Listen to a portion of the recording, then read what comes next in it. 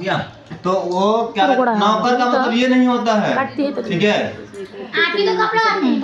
देखो नौकर को नौकर भी होता है, मतलब ना करेंगे ना थक गए है ना।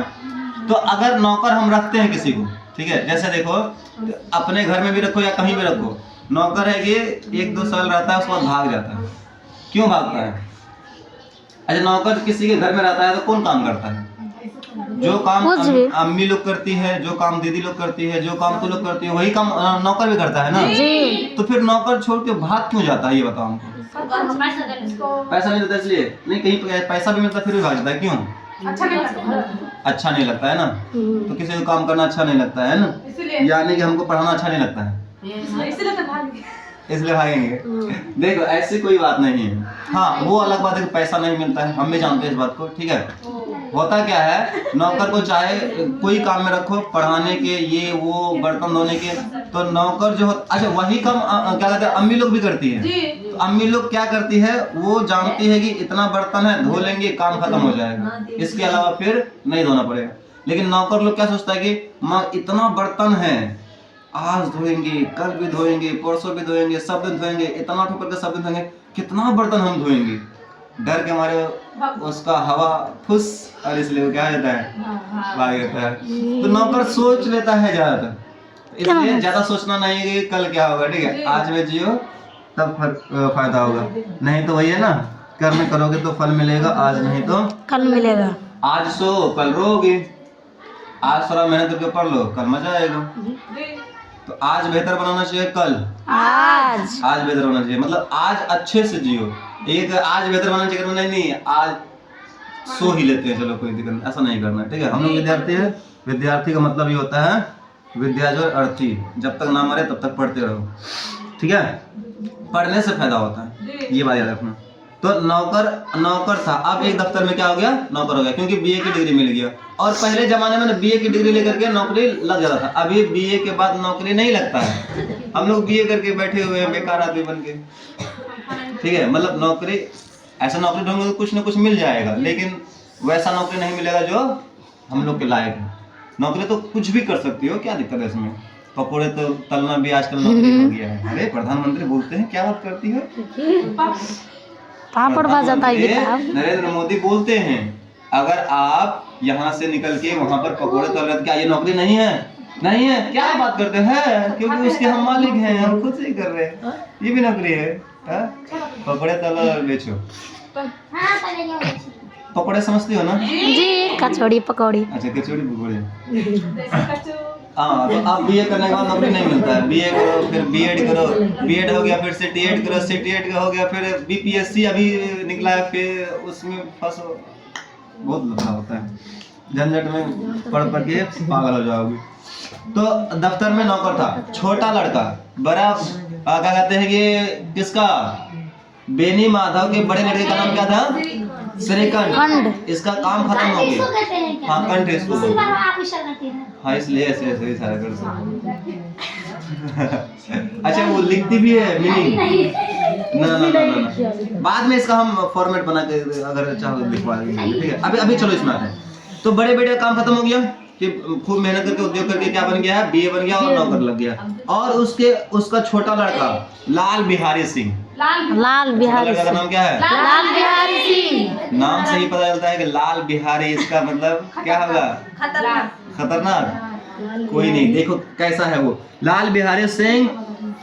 दोहरे बदन का सजीला जवान था। दोहरे बदन का मतलब हम लोग एक बदन के हैं, मतलब कमजोर। दोहरे बदन का मतलब होता है मोटा तगड़ा, है ना। मतलब मेरे जितना एक तो और डालो इसमें ज्वाइन करो तब उसका बदन बनेगा, मतलब मोटा तगड़ा, है ना। तो दोहरे बदन का मतलब बोला जाए तो समझ जाना क्या है, मोटा तगड़ा है। हम लोग तो क्या है, एक फूंक मारेगा तो उड़ जाएंगे हम लोग, है ना। देख अभी वो फूंक मार रही है। चलो कोई नहीं। दोहरे बदन का सजीला जवान था, भरा हुआ मुखड़ा, यानी हम लोग कहते हैं खत्म, सब खत्म। अब लोग भरा हुआ मुखड़ा मतलब अच्छे से भरा हुआ मुखड़ा, चौड़ी छाती। और ये हम लोग का छोटा है, नरेंद्र मोदी के 56 इंच वाला है ना, चौड़ी छाती यानी लंबा छाती। उसके बाद उसके बाद और आगे देखो, भैंस का 2 सेर ताजा दूध वह उठकर सवेरे पी जाता था। सवेरे सवेरे उठे और भैंस का ताजा दूध मतलब उसी वक्त निकाल करके 2 सेर, सेर समझते हो? 1 सेर का मतलब क्या होता है? किलो ठीक है, तो कैसे बताओ कैसे? अभी तुम लोग पी पाओगी? एक पाव में तो नहीं। एक पाव में खुश हो जाओगे। हल्के दूध से कम खाना 2 सेर और सवेरे उठ के ताजा दूध वो क्या करता था? पी लेता। हाँ रे, दो करके खा लेते। अच्छा यहाँ लिखा हुआ है क्या चीज है? दूध उठ करके सवेरे पी जाता था, खाया जा थोड़ी जाता है। हाँ वो शेर सादे में मंदिर में तू लोग होता है कि पानी खाबो, गलत है, पानी खाया जाता है क्या? दूध खेल ले के बताओ। पानी खाया जाता है, कैसे खाया जाता है? अच्छा नारियल पानी पियोगी कि खाओगी? खाएंगे। पिएंगे तो पानी खाबो काहे बोलती हो तुम? नारियल पानी खाबो को बताओ। गजब के भाषा है ना। है घर को बोलेंगे बाड़ी, बाड़ी। है ना, और घर के पिछवाड़े जो बाड़ी होता है जिसमें कंटा, सामान उसको बोलेंगे कंठा। और जो कांटा है एक्चुअल में जहाँ क्या कहते हैं कि धान उन नापा जाता है, क्या जी? बाग। अच्छा जहाँ धान उन होता है जी उनको माट उसको बाद हम लोग बात बोलते हैं, मड़ैया बोलते हैं, और तो लोग खाड़ी कुछ था सब माट। और क्या कहते हैं ये जैसे ये बोलते हैं ना, ये क्या कहते हैं कि ये मेरी कलम है, ये मेरी किताब है, ऐसे बोलते हैं ना। तो ये मेरी गाड़ी है, तो उसको बांग्ला में कैसे बोलते हो? एनहार गाड़ी एनहार कलो। और हम लोग हाड़ी किसको बोलते हैं पता है? भात अंदर बोलते हैं। और भात अंदर को चावल अंदर के। इसी प्रकार वो वाला कहानी सुनी हो ना? एक बार एक आदमी गया कहाँ दुकान में। कौन आदमी? एक आदमी दुकान में गया। कौन सी दुकान में? अरे सुन तो, कौन सी दुकान में गया? डेक्ची कह छै तन कह छै डेक्ची ले से ओ सुनी हो ना नहीं कोई बात नहीं, दोनों सुनाएंगे। एक क्या कहते हैं कि अंसारियान वाला भी सुनाएंगे और एक क्या कहते हैं कि शेर सवादी वाला भी सुनाएंगे, बांग्ला वाला भी। ठीक है, पहले बांग्ला वाला सुनो। बांग्ला वाला गया दुकान, कौन सी दुकान में? बर्तन की दुकान में। वहाँ जाके के सामान को देख रहा है वो, ठीक। तो दुकानदार उसको पूछा क्या चाहिए, तो वो क्या कहता है? डेक्ची मतलब देख रहे हैं। दुकानदार सोचा कि डेक्ची मांग रहा है, डेक्ची ला करके उसके सामने हंडी रख दिया, ठीक है। और फिर बोलता है कि अब बताओ और क्या चाहिए। वो गुस्सा उठ गया उसको, हम देख रहे हैं, एक बार काहे पूछ रहा है, इसलिए और गुस्सा से जोर से बोल रहा है डेक्ची। तो इसका मतलब उसने बड़का डेक्ची ला के रख दिया, ठीक है। तो इसलिए सीख लेना चाहिए भाषा, जहाँ रहेंगे वहाँ की भाषा को थोड़ा बहुत सीख लो तो काफी है। हाँ हम इतना 10 साल से यहाँ रह करके इतना बांग्ला सीख गए हैं, कुछ भी बोलोगी, गाली दोगी, कुछ भी हम समझ जाएंगे। हाँ कुछ भी एकदम खतरनाक गाली दोगी या खतरनाक कोई भी बात बोलोगी हम समझ जाएंगे, क्योंकि लेकिन बोल नहीं पाएंगे। बोल भी पाएंगे तो बोल नहीं पाते इसलिए क्योंकि तो लोग हंसने लगोगी, ठीक है। हंसने की बात नहीं है, एक्चुअली किसी के साथ बोले नहीं थे इसलिए नहीं बोलते हैं। बोलना चाहिए कि बोलना चाहिए है। क्लास में तो बोले थे, क्लास में हिंदी बोल रहे हैं। हाँ क्लास में हिंदी क्या कहते हैं कि बांग्ला बोलोगे तो डंडा चलेगा, और बाद में बोलने के लिए मिलती नहीं हो तो कैसे बोला जाए, ठीक है। हम बोलते हैं मोबाइल में, फोन में खूब बोलते हैं, क्या बात करते हैं। हाँ जे भी फोन लगाए बांग्ला वाले से, जे भी जैसे किसी की अम्मी फोन लगाई, किसी की दादी, किसी के अब्बा, तो फिर बांग्ला में बात कर लेते, क्या दिक्कत है।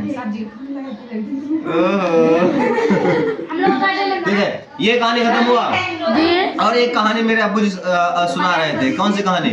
कि क्या कहते हैं कि अंसारी लोग गया काम करने के लिए किसके यहाँ? शेर सवादी के, अमलदया के यहाँ।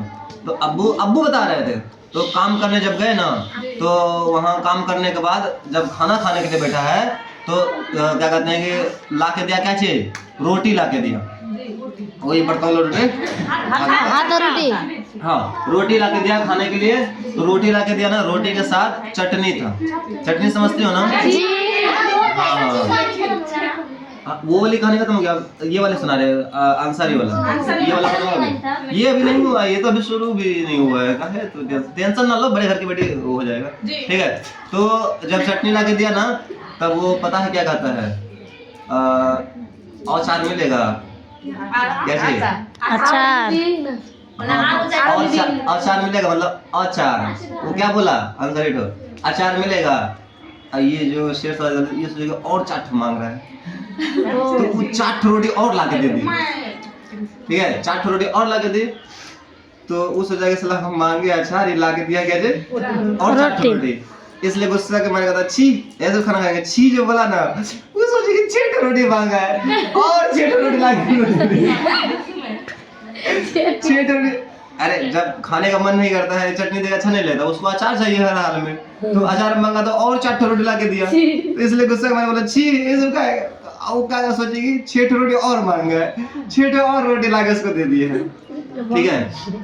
तो इसलिए भाषा नहीं सीखोगी तो तुमको भी दिक्कत होगा, हमको भी दिक्कत होगा, नहीं तो वही होगा, फिर नहीं सीखे रहोगी, दुकान जाओगे, दुकान में बोलोगी हमको चाहिए, क्या चाहिए, डेक्ची नहीं, कोई किसी भी दुकान में, तब बोलना हाउ चाहिए ना, वो नहीं, उसके बगल में ऐसे करोगे, ठीक है। तो नाम सीख लिया करो क्या चाहिए, पहले से कागज कलम लेकर के, कागज कलम में लिख करके लेके जाया करो क्या चाहिए, ठीक है, सिस्टम बना लो तब, नहीं तो फिर क्या कहते हैं टाइम खराब होगा उसमें। चलो वापस आए हम लोग। छोटा बेटा का नाम क्या था, लाल बिहारी सिंह। क्या बात है, लाल बिहारी सिंह कैसा था, लाल बिहारी सिंह कैसा था, दोहरे शरीर का, मुख भरा हुआ, और क्या कहते हैं कि चौड़ी छाती, और सुबह सुबह उठ करके भैंस का 2 सेर ताजा दूध पी जाता था, खा नहीं पी जाता था। आगे देखो उसके बाद श्रीकंठ सिंह की दशा विपरीत थी, यानी श्रीकंठ सिंह ऐसा नहीं था, मतलब दोहरा शरीर नहीं था, मेरे तरह था, है ना, पतला दुबला एकदम खत्म नहीं, हम बहुत मोटे हैं, ठीक है, यानी जैसा लाल बिहारी सिंह था उसके विपरीत था, मतलब उल्टा था, शेर भर दूध पीने के ऊपर वो पीता ही नहीं था, इस तरह का था। और क्या कहते हैं लाल बिहारी, आगे देखो उसमें समझ आ जाएगा, इन नेत्रप्रिय गुणों को उन्होंने बीए मतलब वही बीए की पढ़ाई करने में खत्म कर दिया, क्या जी, शरीर खत्म कर दिया, आंख धस गया, चेहरा खत्म हो गया, काहे खत्म हुआ, बीए करने के चक्कर में, पढ़ने के चक्कर में, मेरा भी वही हाल हुआ है। अब खाना पड़ेगा लगता है, अब टेंशन नहीं है ना, अब ज्यादा खाया जाएगा क्या, तो अब टेंशन खत्म हो गया है। इन्हीं 2 अक्षरों पर न्यौछावर कर दिया था, मतलब बीए पर ही क्या कर दिया था, न्यौछावर कर दिया था, अपने शरीर को, अपने सब चीज को उन्होंने खत्म कर दिया था। इसी से वैद्य ग्रंथों से उनका विशेष प्रेम था, शरीर कमजोर हुआ, ये हुआ, तो इसलिए वो वैद्य की जो दवाई है उस पर ज्यादा ध्यान दिया, क्यों, ताकि वैद्य की दवाई सीखेंगे, मोटा बनेंगे, ऐसा होता है ना, कोई पतला होता है ना, अम्मी लोग कहते गोली खाया करो, गोली खाओगे ना मोटी हो जाओगी, खिलाते हैं, तो लोग को खिलाया है, नहीं खिलाया है, क्या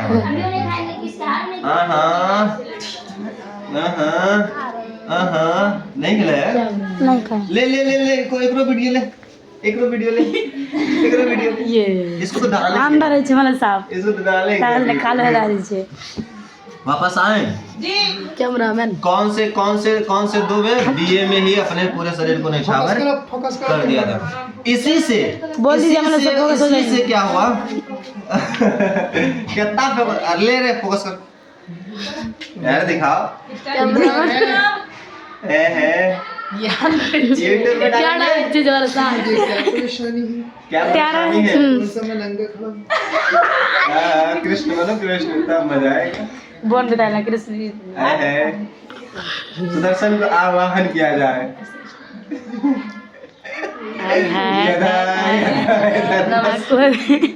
मोबाइल मांगे चला देगा, अभी कट जाओगी। कौन पापी है रे, सब पापी है। पहले तो मेरा इधर पहले तो मेरी मुंडी गोड़ाया जाए, सबसे ज्यादा पाप तो हम किए हैं ना। हाँ तो कृष्ण का चक्र किसी को थोड़े मारता है, बहुत कम, नहीं समझोगे ये हम लोग क्या बोले हैं, कृष्ण का चक्र क्या है, उसके उंगली में ना एक तो ऐसे करके गोल ये रहता है, देखिए हो सुदर्शन कहते हैं उसको। वो है कि ऐसे ऐसे तो उसको अगर छोड़ देना, ऐसे तो अगर छोड़ दे कृष्ण उसको तो सब पे नहीं छोड़ता है। कैसे है अगर वो छूट भी जाए, अगर वो अच्छा आदमी है ना तो उसका अगर वो खराब आदमी है, बुरा काम किया है, किसी को गाली दिया कुछ भी, तो उसका मुंडी उड़ जाएगा। जाल उड़ा लो जहाँ पर कहे सुन के मुंह पर कैसे तरफ रहे। चलो चलो चलो सर जी का माटी देख माटी नहीं मिट्टी नहीं फामिदा हमको बेच खाना चाहती है।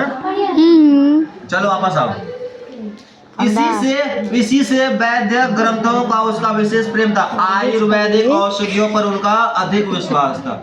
वो सोचता था कि जो आदमी पतला होता है ये वो आयुर्वेदिक वैद्य ये गोली खा लो सब आयुर्वेदिक में उसमें क्या हो जाएगी, मोटी हो जाओगे, ठीक हो जाओगे। कौन ऐसा सोचता था? कौन सोचता था रे? श्रीकंठ। लाल बिहारी तो ऐसे ही मजबूत था, उसको कोई टेंशन नहीं था, अरे हमको क्या है कुछ करना है। श्रीकंठ ऐसा सोचता था।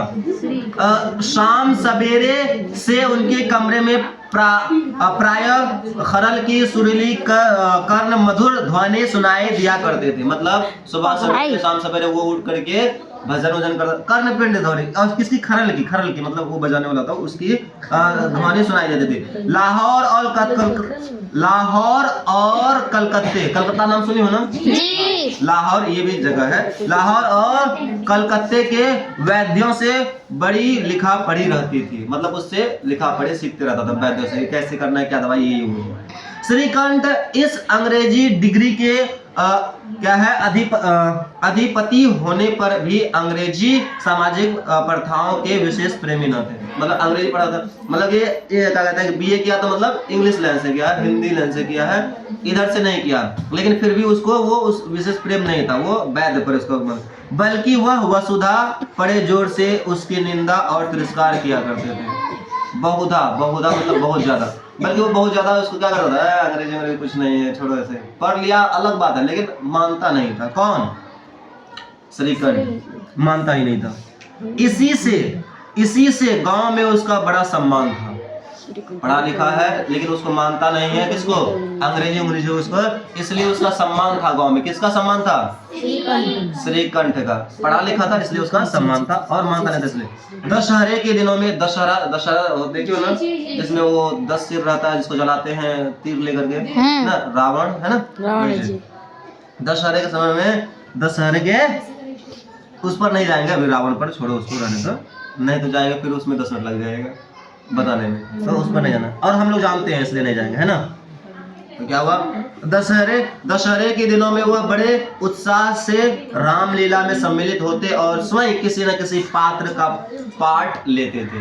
यानी उसमें कैरेक्टर करता था, डांस वांस से जो भी हो ये है पात्र, उसमें जाकर करता था हम भी बनेंगे, या हनुमान बन जाएंगे, पूंछ में आग लगा करके रावण नगरी जलाएंगे, या नहीं तो कुछ बन जाएंगे, सब कुछ न कुछ वो बन जाता था खुद से। कौन बनता था? श्रीकंठ बनता था। ठीक है। गौरीपुर क्या है? गांव का नाम क्या है? गौरीपुर में रामलीला के वही जन्मदाता थे। मतलब उस गांव में रामलीला जो होना शुरू हुआ उसका जन्मदाता कौन था? श्रीकंठ ही था। ठीक है। प्राचीन हिंदू सभ्यता का गुणगान उनकी धार्मिकता का प्रधान अंग था। मतलब पुराने समय की सभ्यता का गुणगान करता रहता था। सम्मिलित कुटुंब के तो वह एकमात्र उपासक थे। मतलब सब लोग मिल के रहे, इसका उपासक था कौन? श्रीकंठ। मतलब सब मिल के रहो, अच्छी बात है, ऐसा वो चाहता था। कौन? श्रीकंठ। लेकिन आगे कहानी में ऐसे ऐसे कांड आते हैं, अपने भाई को भी धक्का मारे घर से निकाल देते हैं। किसके चलते? उसकी पत्नी के चलते। इसलिए तो बोल रहे कहानी देखो, आगे आगे क्या क्या मोड़ लाता है। आगे तो क्या कहानी सुनाने सर जी, मजा नहीं आ रहा। आगे देखो ना, आगे देखो ना क्या क्या होता है। ठीक है, कोई बात नहीं, आगे देखो। आजकल स्त्रियों को कुटुंब में मिलजुल कर रहने की जो अरुचि होती है, आजकल की जो औरतें होती है, स्त्रियां होती है, कुटुंब के साथ मिलकर रहने में मजा नहीं आता है। सिंपल सी बात है ना।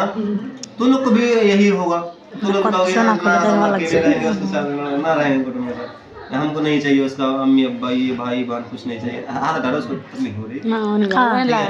तुम लोग भी यही चाहती हो, जो कि गलत बात है। क्यों रे? अभी हम लोग देहात में, हम लोग यहाँ कुटुंब में रह सकते हैं। हाँ, वो अलग बात है कि जो शहर में रहता है वहाँ उतना मिलजुल के रहा नहीं जाता है। वहाँ ऊपर वाली मंजिल पे कौन है, नीचे वाले मंजिल पे कौन है, इसका भी पता नहीं रहता है। दिल्ली तरफ कहते हैं कि चले जाओ पटना उटना तरफ, लेकिन हम लोग देहाती एरिया में हैं और यहाँ ऐसा है कि गाड़ी भी नहीं पहुँचती है सही से कहीं जाने के लिए। और वहाँ पर है ना, घर से निकले ऑटो आ गया। हाँ, सही बात बोलते हैं। कहीं जाना है ना, पहले ही ऑर्डर मार दो, खाना लेके तो घर पहुंचा देगा। यहाँ नहीं लाएगा, यहाँ आएगा ही नहीं, किसी शर्त में नहीं आएगा। खाना मंगाओ, हाँ उधर क्या कहते हैं, समोसा, पिज्जा, बर्गर, प्याज, आलू, कुछ भी मंगाओ 10 मिनट में तो बना के दे देगा, 10 मिनट में। और क्या कहते हैं कि खाने वाले सामान का 20 मिनट होता है। 20 मिनट के अंदर अगर ला के नहीं दिया वो, तो वो जो खाना फिर बाद में ला के देगा उसका पैसा नहीं देगा, है ना। तो कोई सताता भी है, कहता कि यहाँ आओ, ऐसा कर दो, ऐसा कर दो, ऐसे करके टाइम खत्म हो जाता है, कहता पैसा नहीं देंगे, जाओ। ऐसा नहीं करना चाहिए, ठीक है। लेकिन अपने यहाँ कुछ भी कर लो, यहाँ अररिया जिला में, अररिया जिला भी अभी औलाबाड़ी में आ ही नहीं सकता है वो सब चीज़ अभी, ठीक है। हाँ, बड़े बड़े सामान मंगाओ तो वो आ सकता है। खाना लेके आता है, हमको सिखाओगे तू, हमने मंगाए हैं, नहीं लेके आता है। हम खुद मंगा कर सोचे थे कि मंगाए, बिरयानी नहीं लेके आया ही नहीं, बोला कि वहाँ नहीं ले जा सकता, मतलब यहाँ का इसमें दिखाई दे रहा था, ठीक है। कोई बात नहीं, आगे देखो क्या है। आजकल की जो स्त्रियां है वो कुटुंब से मिलजुल कर रहने में उसको अरुचि है, उसको अच्छा नहीं लगता है कि मिलके हम लोग रहें, ठीक है। इसीलिए उसे वह जाति और देश दोनों के लिए हानिकारक समझती है कि ये जो जाति है मिल के रहेंगे साथ में, देश, ये सब हानिकारक समझती है स्त्रियां। तू लोग समझ सकती हो इसको, हानिकारक समझते हैं जो हम कस्य एक बार करे। हाँ, तो तू लोग हो औरत ना हो क्या? तू लोग औरत ना हो?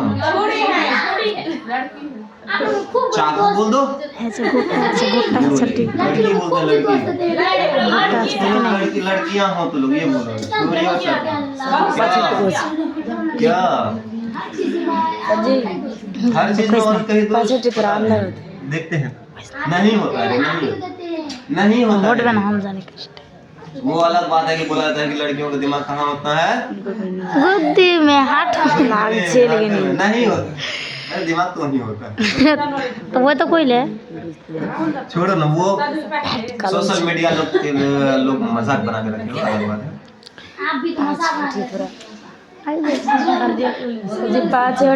हाँ, बोल दो, कोई बात नहीं, बोल दो। छोड़ो, हटाओ, वापस आओ, बार दूसरे जगह लेके चले जाते हो।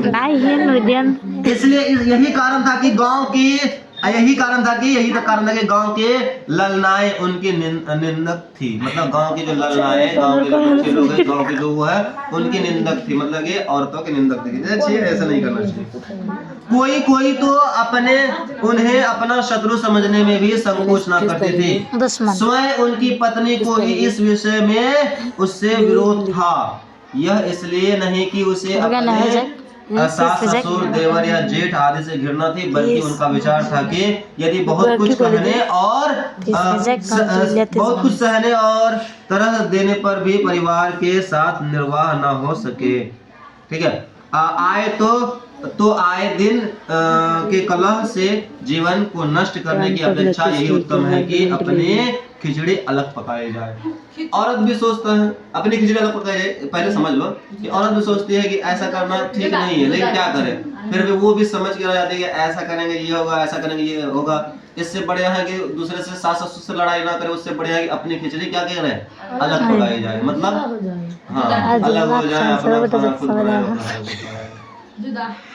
तो वो सास ससुर कहाँ जाएगा, जो है कहते हैं कि इतना दिन पाल के रखा अपने बेटा बेटी को, वो कहाँ जाएगा, अपने से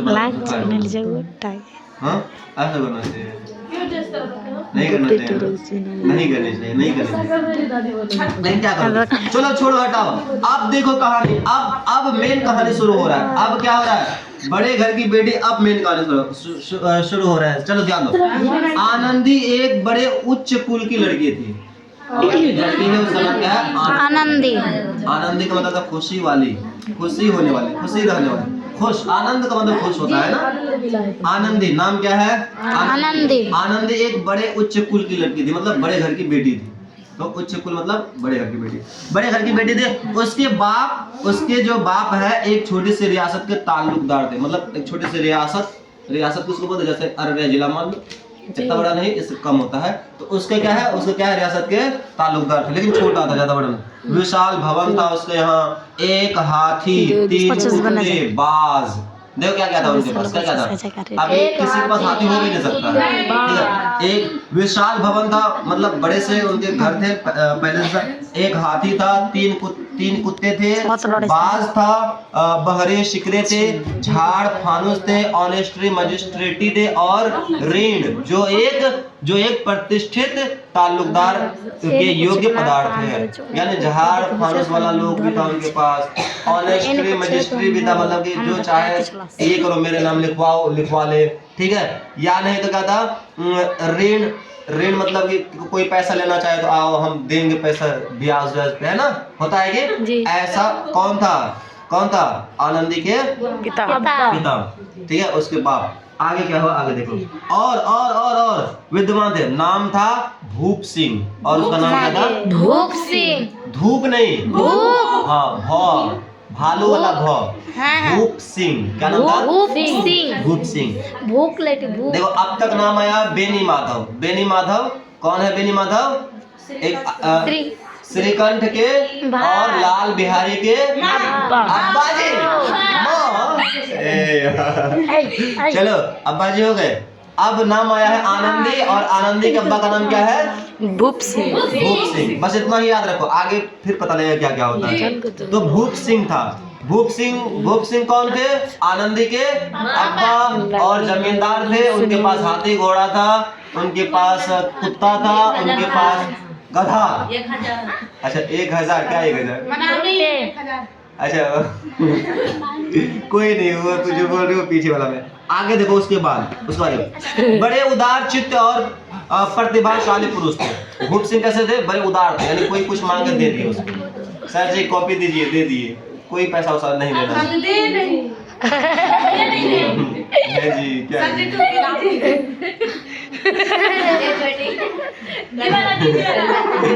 क्या बात करती हो, मांगो भी दे देंगे।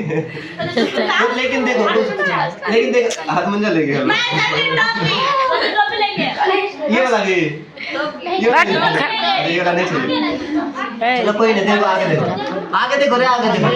अरे सुनो ना, 5 मिनट टाइम है, इधर ना जाते हैं। चलो वापस देखो। वे क्या थे, प्रतिभाशाली पुरुष थे। रहने दो, वो आएगा तब जाएगा, वो आएगा अपने। पर दुर्भाग्य से आगे क्या है, ताल्लुकदार प्रतिभाशाली पुरुष थे, पर दुर्भाग्य से लड़का एक भी नहीं था। मतलब इतना संपत्ति सब कुछ होने के बावजूद उसके पास एक भी लड़का नहीं था। किसके पास, भूप सिंह के पास एक भी लड़का नहीं था। 7 लड़कियां हुई, 7 लड़कियां हुई, मतलब 7 बेटी हुई। और क्या है, दैव योग से सबकी सब जीवित रही, यानी सातों के सातों जिंदा रही। हाँ, सातों के साथ 7 लड़की, एक दो नहीं, कितने, 7, और सातों जीवित रही। और उसके बाद क्या है, 7 लड़कियां सब के सब जीवित रही। पहली उमंग में तो उन्होंने 3 ब्याह दिल खोल कर किए, यानी कि अमीर था ही, इसलिए 3 जो विवाह किया, 3 तो बेटी का जो विवाह दिल खोल करके खर्च किया, जितना देना था उससे ज्यादा दे दिए, एकदम धन दौलत लुटा दिए, है ना। दिल खोल के इसी को बोलते, दिल खोल करके क्या किया, दिल खोल करके विवाह करवाया। पर 15-20 हजार रुपये का कर्ज सिर पर हो गया। इतना दिल खोल के किया था, अब उसके सिर पर ही क्या हो गया, 15-20 हजार रुपए का कर्ज हो गया। और उस समय आज से 17 साल पहले, बताओ क्या कहते हैं कि 15-20 हजार का कर्ज बहुत होगा था, 15-20 लाख मान लो, है ना, ठीक है। तो इतना रुपया उसके ऊपर क्या हो गया, कर्ज हो गया, इसलिए सिर पर कर्ज हो गया। तो आंखें खुली, अब उसकी आंखें खुली कि नहीं, किसी को फ्री में नहीं देना चाहिए, है ना, किसी को उतना धन दौलत नहीं देना चाहिए। अब उनकी आंखें खुली, हाथ समेट लिया। अब क्या किया, हाथ समेट लिया, मतलब अब ज्यादा देर नहीं रहा, किसी को इधर उधर नहीं कर रहा। आनंदी चौथी लड़की थी, और आनंदी भूप सिंह की कौन से नंबर की लड़की थी, 4 नंबर की चौथी लड़की थी। वह अपनी सब बहनों से अधिक रूपवती और गुणवती थी, सभी बहनों से ज्यादा सुंदर दिखती थी, और उसके पास गुण भी था, मतलब किसी से लड़ाई झगड़ा नहीं करना, अच्छे से रहना, ये गुण था। इसीलिए इससे ठाकुर भूप सिंह उसे बहुत प्यार करते थे। इसलिए ऐसा होता है, जैसे हमारे मोहम्मद सल्लल्लाहु अलैहि वसल्लम की कितनी बेटियां थी, 4 बेटियां। और सबसे छोटी फातिमा।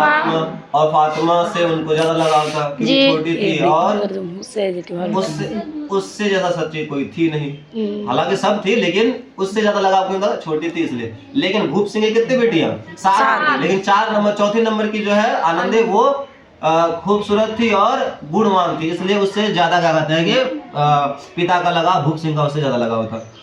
सुंदर संतान को कदाचित उनके माता पिता भी अधिक चाहते हैं। तो अब माँ बाप भी सुंदर बच्चों को ज्यादा चाहता है ना। कितना मारेंगे तो कितना मारेंगे, माँ बाप के पीछे मत करो। सर जी पढ़े। देखो माँ से बढ़ के इस दुनिया में कुछ होता ही नहीं है। हो सकता है? नहीं हो सकता है। नहीं। निस्वार्थ प्रेम करने वाली माँ होती है और बाद बाकी सबको स्वार्थ होता है। कुछ दो तो फिर चाहेंगे, ना दो तो ना चाहेंगे। कुछ करो तब चाहेंगे, कुछ करो तो ना चाहेंगे। हम तेरे लिए कुछ नहीं करेंगे तो थोड़े चाहोगे, करेंगे तब। लेकिन हम अपने अम्मी के लिए कुछ भी नहीं करेंगे फिर भी अम्मी हमको चाहेगी। इसलिए माँ के बारे में एक अल्फाज नहीं बोलना है। सब कुछ तो नहीं समझ पाओगे मरियम, समझे क्या चीज है। हम वो तो समय पे बताएंगे लेकिन माँ के बारे में गलत अल्फाज इस्तेमाल नहीं करना है। वापस आए हम लोग कहाँ पे आएंगे कि सुंदर संतान को कदाचित, पता नहीं ऐसा क्यों होता है, ऐसा क्यों बनाया है। हम तो कहते हैं सुंदर गुणवान दिखना ज्यादा बढ़िया है, सुंदर होने से कोई फायदा नहीं होता। यकीन मानो जो सुंदर दिखती है और वो सोचती है कि सुंदर होने से हमको फायदा होगा, कुछ फायदा होने वाला नहीं है। क्योंकि ये सुंदरता एक दिन ढल जाएगी, जरूर ढलेगी। क्या हर दिन तो सुंदर रहोगी? 40 साल के बाद, 50 साल के बाद, 60 साल के बाद। लेकिन जिसके अंदर गुण होना, जिसके अंदर कैरेक्टर है, जिसके अंदर अपने से रहने की क्षमता है, आचरण से बढ़ के कुछ नहीं होता है और वो मेरे अंदर है। हम समझते हैं सब कुछ, ठीक है। तुलू के पास भी है, ऐसी बात नहीं है बस। लेकिन मर्यादा में रह के बात करो, ठीक है। नहीं तो फिर क्या होगा हमको खुद नहीं पता है। कुछ नहीं होगा, हम कुछ किसी को कह भी नहीं सकते, कर भी नहीं सकते, किसी को कुछ कहना भी नहीं है, चुप रहना है एकदम। Silent is the best medicine. हाँ बस यही है कि आदत है, छूटेगा बहुत मुश्किल से, है ना। हाँ एक प्रोवर्ब्स है, old habits are die very hard. पुरानी आदतें बहुत मुश्किल से छूटती है, लेकिन छूट जाएगा, सब कुछ छूटेगा। है जी, क्या गप कर रहे हैं? चलो वापस आए। तो सुंदर संतान को कदाचित उनके माता पिता अधिक चाहते हैं। ठाकुर साहब बड़े धर्म संकट में थे कि इसका विवाह कहाँ करें। और ठाकुर साहब भी टेंशन में था कि सुंदर है ये बेटी, अब इनका शादी कहाँ करें। किनकी शादी? चौथी लड़की आनंदी की शादी, इनका विवाह कहाँ करें। ना तो यही चाहते थे कि ऋण का बोझ बढ़े और ना ही यही स्वीकार था कि उसे अपने को भाग्यहीन समझना पड़े। यानी उसको ये नहीं था कि ऋण बढ़े, अगर कहीं अच्छे घरों में शादी कराओगे तो अच्छा दहेज देना होगा। इस चक्कर में वो सोच रहा है कि इनके शादी कहाँ कराएंगे। वो ये भी नहीं चाहता था कि और ऋण बढ़े, क्योंकि 3 बेटियों में दिल खुल कर चुका था, इसलिए उसको अब डर हो रहा था। और ये भी सोच रहा था अगर नहीं करेंगे तो ये अपने भाग्य पे करेगी, बेटी कहेगी कि मेरा कैसा भाग्य है कि बाप हमको कुछ दे भी नहीं। ठीक है, तो दहेज लेना देना दोनों अपराध है कानून की निगाह में, लेकिन लिया जाता है दिल खोल के। किसी को हवन लगने देता है फिर भी लिया जाता है। लड़के वाला कहता है कि लड़की वाले तो खुद से दे रहा है और लड़की वाला को पता नहीं कहाँ से जुगाड़ करके देता है, सोच भी नहीं सकती उस बात को। ठीक है, तू क्या तो कहोगे हम नहीं लेंगे, फिर तू ही कहोगी मोटरसाइकिल मांगेगा, मोटरसाइकिल तो खुद कहोगी मोटरसाइकिल मांगेगा, हम नहीं जाएंगे ससुराल से, घर नहीं जाएंगे, अगर अम्मी कैसे लेके ससुराल नहीं जाएंगे, तो खुद कहोगी लड़की होकर। तो गलती सबकी होती है, लेने वाले की क्या देने वाले की गलती वो तो होती ही है, लेकिन लेने वाला तो और उससे ज्यादा ही होता है। और ये बोल के दिया जाता है और लड़के वाले ये बोल के लेते हैं कि दोगे तो हमको थोड़े दोगे, आपकी बेटी चढ़ेगी, आपके दामाद जी चढ़ेंगे, लेकिन